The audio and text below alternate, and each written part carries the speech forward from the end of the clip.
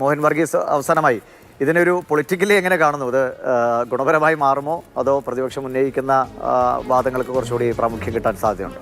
ഇതിൽ കൃത്യമായി ഒരു ഫെഡറൽ വ്യവസ്ഥിതി, ഇവിടെ കേന്ദ്ര സംസ്ഥാന ബന്ധങ്ങൾ ആരോഗ്യപരമായി നിലനിർത്താൻ കഴിയുന്ന ഒരു അന്തരീക്ഷമല്ല എന്ന് ഈ ബഡ്ജറ്റിലൂടെ പറഞ്ഞു വെക്കുകയാണ്.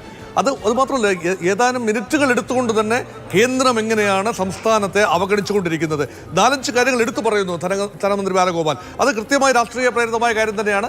അതിനകത്തൊരു സാമ്പത്തിക ശാസ്ത്ര എലമെന്റ് ഉണ്ട് എന്ന് നിഷേധിക്കാനുമാവില്ല. ഒന്ന്, സംയുക്ത സംരംഭങ്ങൾ കുറച്ചിരിക്കുന്നു. കേന്ദ്ര സംസ്ഥാന സംയുക്ത സംരംഭങ്ങൾ കുറച്ചു കൊണ്ടുവന്നിരിക്കുന്നു. അതുകൊണ്ട് നികുതി പരിധി കുറച്ചിരിക്കുന്നു. കിഫ്ബി മൂലം വഴിയുള്ള കടമെടുപ്പ് പരിധി എന്ന് പറയുന്നത് കടമെടുപ്പിൻ്റെ ആകമാന പരിധിയിൽ നിന്നും വെട്ടിക്കുറച്ചിരിക്കുന്നു എന്ന് പറയുമ്പോൾ വലിയ കാര്യങ്ങളാണ്. കേന്ദ്ര വിഹിതം കുറഞ്ഞിരിക്കുന്നു. GST കോമ്പൻസേഷൻ നൽകുന്നില്ല എന്ന ഒരു മഹാസത്യവും പറയുന്നു. 15ാം ധനാര്യ പരീക്ഷ അനുസരിച്ച് അതിൻ്റെ കേന്ദ്രത്തിൻ്റെ വിഹിതം വളരെ കുറഞ്ഞിരിക്കുന്നു എന്ന ഒരു കണക്കാണ് വരുന്നത്. തൊഴിലുറപ്പ് പദ്ധതിയിൽ ഉൾപ്പെടെ സംസ്ഥാന വിഹിതം കൂട്ടുകയും കേന്ദ്ര വിഹിതം കുറച്ചുകൊണ്ട് വരികയും ചെയ്യുന്ന ഒരു കാര്യം. സംസ്ഥാനത്തെ 4 പാടും സാമ്പത്തികമായി ഞെരുക്കുന്ന കേന്ദ്രത്തിൻ്റെ നിലപാട്, അതൊരു രാഷ്ട്രീയം, അവിടെ കേന്ദ്രവിരുദ്ധ രാഷ്ട്രീയം പറയുന്നു. അതുപോലെ വർഗീയതയ്ക്കെതിരെയുള്ള ഒരു പോരാട്ടം എന്ന രീതിയിലുള്ള ഒരു രാഷ്ട്രീയവും അതിനിടയ്ക്ക് കടന്നു വരുന്നു. ഒരു കാര്യം കൂടി പറഞ്ഞാൽ മാത്രമേ സമഗ്രമാവൂ. കാരണം എനിക്ക് തോന്നുന്നത് നല്ല പഠനം നടത്തിയിട്ടുണ്ട് ബാലഗോപാൽ.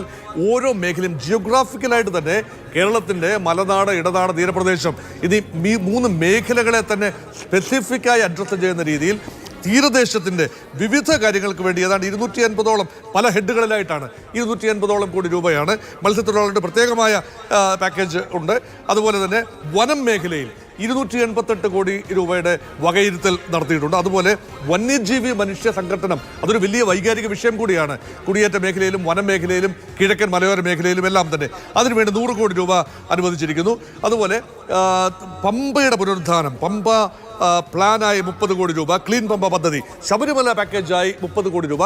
അങ്ങനെ ജിയോഗ്രാഫിക്കലി കോലം നോക്കുമ്പോൾ, കൾച്ചറലി ആൻഡ് ജിയോഗ്രാഫിക്കലി നോക്കുമ്പോൾ വിവിധ വിഭാഗങ്ങളെ, വിവിധ പ്രദേശങ്ങളിലായി ചിതറി നിൽക്കുന്ന വിഭാഗങ്ങളെ ടച്ച് ചെയ്യുന്ന ഒരുപാട് കാര്യങ്ങൾ വരുന്നു എന്നതാണ്. അങ്ങനെ സമഗ്രമായി സ്പർശിക്കാൻ കഴിഞ്ഞിട്ടുണ്ട്. അത് എങ്ങനെയാണ് ജനങ്ങളിലേക്ക് എത്തുന്നത്, ജനങ്ങളെ എങ്ങനെയാണ് ഉൾക്കൊള്ളുന്നതെന്ന് സ്വാഭാവികമായിട്ടും ഈ തെരഞ്ഞെടുപ്പൊക്കെ അതിൻ്റെ ഒരു പ്രതികരണം കൂടിയായി മാറും. വളരെ നന്ദി ശ്രീ മോഹൻ വർഗീസ്, വിശദമായി കാര്യങ്ങൾ പറഞ്ഞതിന്.